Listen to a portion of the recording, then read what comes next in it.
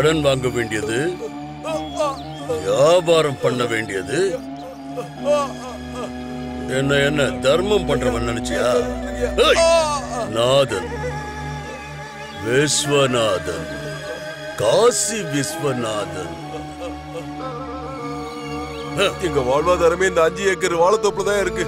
இதுவும் இல்லைன்னா எங்க குடும்பமே நடுத்தருக்கு வந்துருயா. இன்னும் ஒரு நாள் டைம் கொடுங்கய்யா. நான் எப்படியாவது உங்க கடனை அடைச்சிடறேன். டைம் கொடுக்கறேன்.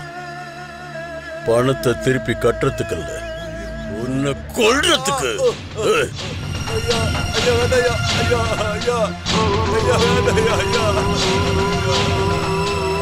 எனக்கு பணத்தை வாங்கிக்கிட்டு கால்ல விடரோட கண்டா சுத்தமா பிடிக்க.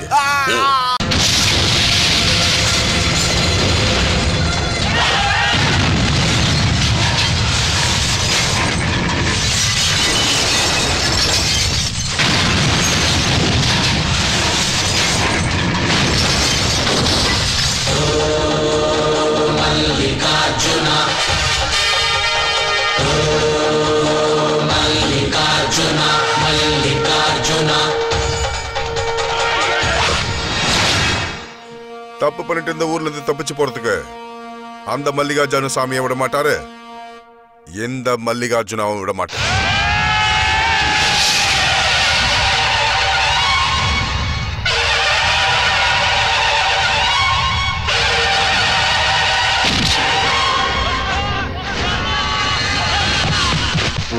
கடவுள் அமைதியா இருந்தா சாந்த சிவம், கோபம் வந்துருச்சு ருத்ர சிவம்.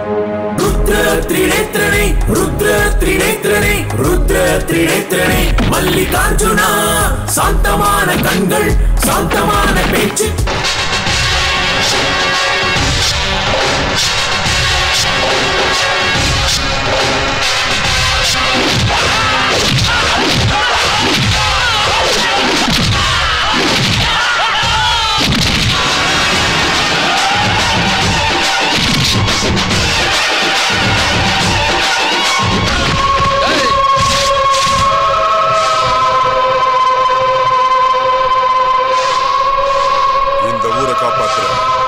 சிவன்டா மல்லிகார்ஜுன.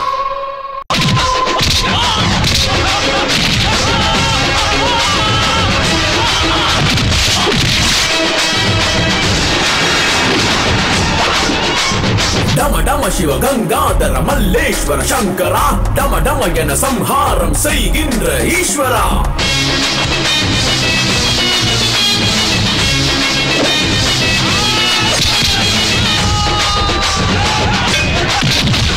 டம டம சிவ கங்காதர மல்லேஸ்வர சங்கரா, டம டம என சம்ஹாரம் செய்கின்ற ஈஸ்வரா.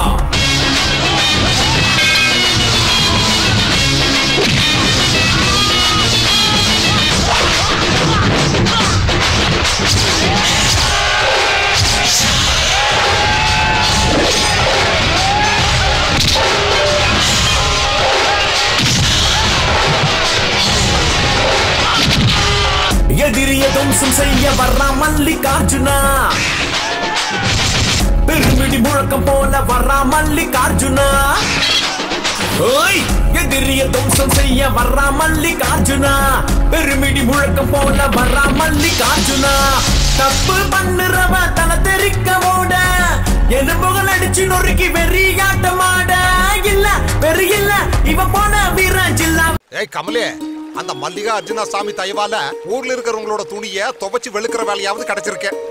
ஏய் கமலே, இது விஸ்வநாதன் ஐயா வீட்டு துணியாகும். இந்த துணியும் அவர் மனச போலவே ரொம்ப அழுக்கு பிடிச்சு கிடக்குது. இத தூக்கி இப்படி வீசுறேன். அப்புறம் இந்த துணியில இருக்கிற அழுக்கெல்லாம் நான் வெளுக்கிறேன். ஆனா அவர் மனசுல இருக்கிற அழுக்க எந்த கடவுள் வெளுப்பாரோ துவைப்பாரோ. இதான் புடி. அவர் யோகிதை என்னன்னு அவருக்கே தெரியல. பெரிய எஜமா வீட்டுக்கு போய் மாப்பிளை கேட்டு அவமானப்பட்டு திரும்பி வந்தாருல, இதெல்லாம் தேவையா அவருக்கு? உனக்கு வழக்கற மாதிரி சொல்றேன். சாமி ஊர்வலம் வந்துட்டு இருக்கும் போது அத 2 கையெடுத்து நாம கும்பிடுறோம்ல. ஏன் கும்பிடுறோம்? சாமி நல்லது பண்ணுங்கிறதுக்காக. சரி சரி விடு விடு, பெரியவங்க வீட்டு சமாச்சாரம் நமக்கு எதுக்கு? அதுவும் சரிதான். நம்ம தலையெழுத்தை யாரால மாத்த முடியும்? சாமி சட்டையும் துவைக்கிறோம், சாத்தா சட்டையும் துவைக்கிறோம்.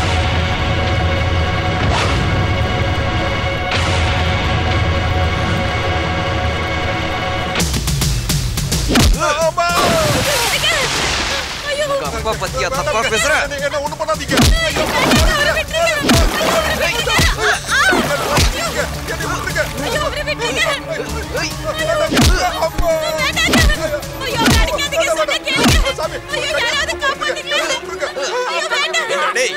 அந்த மல்லிகார்ஜுன தெய்வம் எங்க அப்பா சாத்தானா? இப்ப இந்த சாத்தா உன் கைய உடைக்குது. பார்க்கலாம்டா உன் தெய்வம் என்ன பண்ணுது. மல்லிகார்ஜுன ஐயா!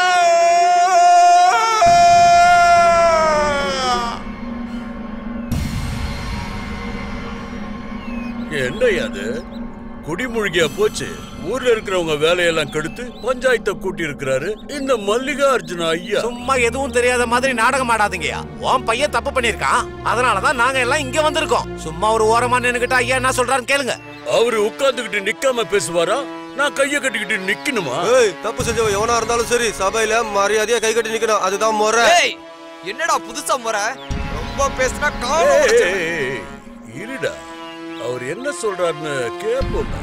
எல்லாருடைய துணியை சுத்தம் பண்ணி பழைக்கிறவன் அவன். அவனுடைய கையை உடைச்சிருக்கான் உன் பையன். வாழ்வாதாரத்தை முடிச்சிருக்கான்னு அவங்க வந்து சொல்லிருக்காங்க. அதுக்கு முதல்ல பதில் சொல்லு. என்ன பதில் சொல்றது? அவன் சின்ன பையன், கோவத்துல அவன் கைய உடைச்சிட்டான். என்ன தலையா வெட்டிட்டான். ஒரு 10,000 தூக்கி போடுறேன், எடுத்துட்டு போக சொல்லு. கணக்கு பிள்ளை 20,000 ரூபாய் அவங்களுக்கு கொடுங்க. எதுக்கு? உன் பையனுடைய 2 கையை உடைக்க போறேன். அதுக்குதான் இந்த 20,000. ஏய், என்ன பேசுற நீ? டேய், நீ என்னடா பேசுற? கைக்கு விலை பேசுறதுக்கு இது என்ன கசாப்பு கடை நடிச்சியா? காட்டுத்தனமா நடந்துகிட்டு இருக்கான் உன் பையன். தட்டி கேட்டா பணம் கொடுத்து சரி பண்ண பாக்குறியா? ஊர்ல இருக்கிறவன் துணியெல்லாம் துவைச்சு போடுறவன் இந்த பரதேசி அந்த பொன்னாடைக்கு சப்போர்ட் பண்ணி இந்த விஸ்வநாதனையை அவமானப்படுத்த முயற்சி பண்றியா? இது நல்லதில்ல. டேய், யார பாத்திர பரதேசின்னு சொன்ன? கோவில் சுவரெல்லாம் சுத்தமா இருக்கணுங்கிறதுக்காக வருஷத்துக்கு ஒரு தடவை சுண்ணாம்பு அடிக்கிறோம். நாம சுத்தமா துணி போட்டுக்கிறதுக்காக வருஷம் பூரா நம்ம துணியை துவைக்கிறோம். அவெல்லாம் இருக்கிறதாலதான் ஒன்ன மாதிரி ஆளுங்கெல்லாம் மரியாதையோட வெளியே வரீங்க. ஜாதி மத பேதம் இல்லாம, உயர்ந்தவன் தாழ்ந்தவன்ற பாகுபாடு இல்லாம எல்லாம் ஒரு தாய் மக்களா வாழ்ந்துட்டு இருக்கிற ஊர்ரா இது. பணக்காரனா இருந்தாலும் சரி, ஏழையா இருந்தாலும் சரி, நியாயம் எல்லாருக்கும் ஒண்ணுதான். மல்லிகார்ஜுனா, கடைசியில என்ன சொல்ல வர? இவன் கை சரியாகிற வரைக்கும் இவன் குடும்பத்துக்கு தேவையான எல்லா வேலையும் உன் பையன் தான் செஞ்சு கொடுக்கணும். அது மட்டும் இல்ல, இந்த ஊர்ல இருக்கிற எல்லாருடைய அழுக்கு துணியும் உன் மகன் தான் அது வரைக்கும் துவைக்கணும். இதுதான் இந்த மல்லிகார்ஜுன கொடுக்கிற தண்டனை. மல்லிகார்ஜுனா, சாந்தமான கண்கள், மல்லிகார்ஜுனா, எதையும் மனசுல வச்சுக்கிட்டு என் புள்ள மேல சேத்த வாரி இறைக்கிற. உன் மகனா இருந்தாலும் என் மகனா இருந்தாலும் எல்லாருக்கும் நியாயம் ஒண்ணுதான். தப்பு பண்றவங்க இந்த மாதிரி தண்டனை கொடுத்தாதான் அவங்களுக்கு புத்தி வரும். வேண்டாம் மல்லிகார்ஜுனா, வேண்டாம். ஊர் ஜனங்க முன்னாடி என் வம்சத்தை அசிங்கப்படுத்தாத. வேணும், நான் 1 லட்சம் கூட கேள்வி தரேன். இதுதான் உன்னுடைய தீர்ப்பா? டேய், மல்லிகையுடைய வாசனை போனாலும் போலாம், இந்த மல்லிகார்ஜுன கிட்ட நியாயம் போகாது. இது நியாயமான தீர்ப்பு. ஏய், இப்படி ஒருத்தர் மாத்தி ஒருத்தர் வந்துகிட்டு இருந்தா எல்லாருக்கும் கொடுக்கறதுக்கு நான் என்ன இங்க பாரா வச்சு நடத்திக்கிட்டு இருக்கேன். ஆமா, நீ எதுக்கே வந்திருக்க? தடுக்கிறதுக்காக வந்திருக்கேன். கௌரியை விட்டுட்டு இன்னொரு பொண்ணை கல்யாணம் பண்ணிக்க போறியாமே, அது தப்பு இல்ல? கூட பிறக்காத தங்கச்சிக்கு பிரச்சனைன்னு உடனே வந்துட்டாரு ஏன் ஹீரோ சால்வ் பண்றதுக்கு. வந்ததுக்கு 5 10 வாங்கிட்டு ஓடி போயிடு. எந்த பிரச்சனையா இருந்தாலும் பேசியே தீர்த்துடலாம்ல. ஓஹோ, காம்ப்ரமைஸா? ஊருக்கே பெரிய மனுஷன் உங்க அப்பா. உங்க அப்பா மனசு வச்சா ஒரே ஒரு நிமிஷத்துல என் பிரச்சனையை சால்வ் பண்ணிடுவாரு. என்ன சொல்ற? கட்டிக்கிட்டு பொண்டாட்டிய நல்லபடி காப்பாத்துறவன் தான் புருஷன். உன் சம்பாத்தியத்துல அவளுக்கு நகை வாங்கி போட்டு அழகு பார்க்கணுமே தவிர அவ வீட்டுல இருந்து அதை கொண்டு வா இதை கொண்டு வான்னு கேட்க கூடாது. நீ பண்றது சரியில்லை, யோசிச்சு பண்ணு. யோசிச்சு தான் சொல்றேன், எனக்கு தப்புன்னு தோணல. இத பாரு, உன் டயலாக கேட்டு என் கேரக்டர் மாத்திக்கிற ஆர்டிஸ்ட் நான் கிடையாது. நான் கேட்கிற வரதட்சணையை அவங்க கொடுத்தாங்கன்னா அந்த பொண்ணோட நான் வாழ்றேன். இல்லன்னா 6ஆம் தேதி கல்யாணம், 7ஆம் தேதி செகண்ட் நைட். அண்ணனே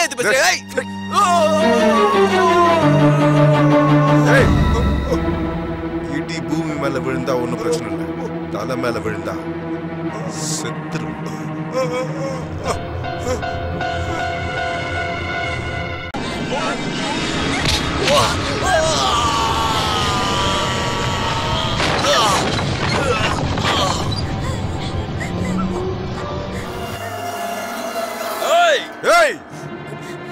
எனக்கு எவ்வளவு அவமானம் நடந்தாலும் நான் பொறுத்துக்குவேன். ஆனா இந்த வீட்டு பொண்ணுங்களுக்கு ஏதாவது நடந்துச்சுன்னா அதை பார்த்துக்கிட்டு நான் சும்மா இருக்க மாட்டேன். இந்த வீரபத்ர மாலையை கை வச்சிட்டல, இப்போ என்ன நடக்குதுன்னு பாரு. சுழல் காத்து அச்சா எப்படி இருக்குன்றத உனக்கு நான் இப்ப காட்டுறேன். சுனாமியால அடிச்சா கூட நீ தப்பிச்சிடலாம். ஆனா இந்த சூர்யாவுடைய அடியில இருந்து உன்னால தப்பிக்கவே முடியாது.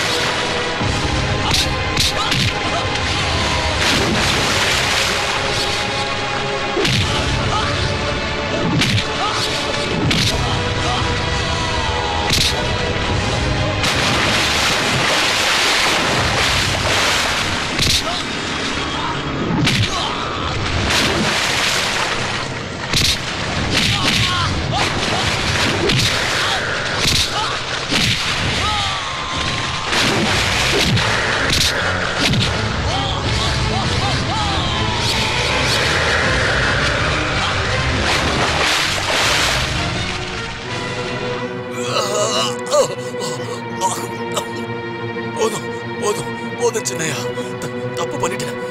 நான் ஒத்துக்கிறேன். இனிமே இந்த தப்பு பண்ண மாட்டேன். காலெல்லாம் சேரா இருக்கு. உழைச்சிப்போ.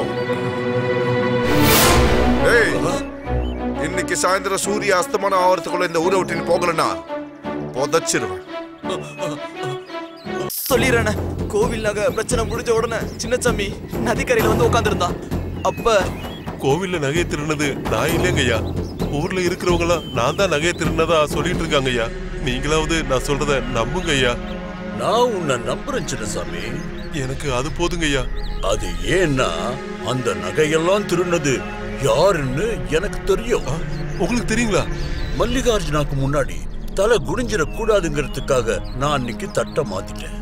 இருந்தாலும் என் மகளை நான் உனக்கு கல்யாணம் பண்ணி வச்சிட்டேன்னு வச்சுக்க, என் கௌரவம் என்ன ஆகுறது? அதுக்கு என்னதான் பண்ணலான்னு ரொம்ப யோசிச்சேன். கடவுளே ஐடியா கொடுத்தாரு. அந்த நகை எல்லாத்தையும் இதோ இவன் திருடுனா, ஆனா ஊருக்காரங்க கிட்ட நீ மாட்டிக்கிட்ட.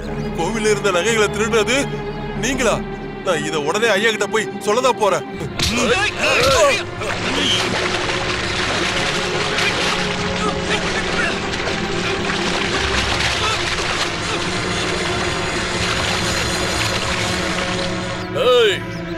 அவன் செத்து ரொம்ப நேரமாச்சுடா. இங்க இங்க எங்கேயாவது ஒரு மரத்துல கைத்த கட்டி தொங்க விட்டுருங்க. நீ நகை எல்லாத்தையும் எடுத்துட்டு போய் டவுன்ல இருக்கிற வீட்டுல இரு. சரிங்கய்யா. நான் சொன்னதுக்கு அப்புறம் நகையும் கையுமா போலீஸ்காரங்க கிட்ட போய் மாட்டிக்க. சரிங்கய்யா. அது வரைக்கும் நீ இருக்கியா?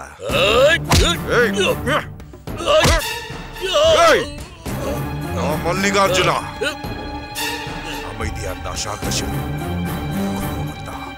ருத்ரசிவம்.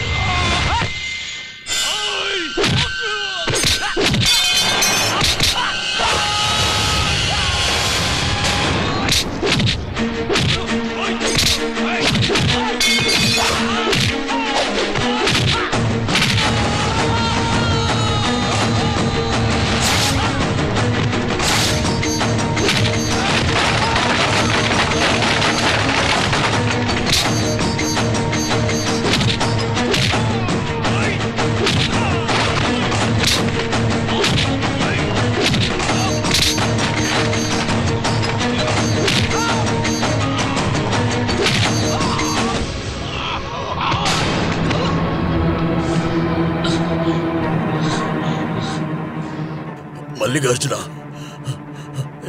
என்ன மன்னிச்சிரு. இனிமே நான் நல்லவனாதான் வாழ்வேன். நிஜமான நல்ல மனுஷனா இருந்தா அவங்களுடைய தப்பை நான் மன்னிப்பேன். ஆனா பிறந்த குணம் மாறாதுன்னு சொல்லுவாங்க. நீ அந்த ரகத்தை சேர்ந்தவன். உன்னை அந்த கடவுள் தான் மன்னிக்கணும்.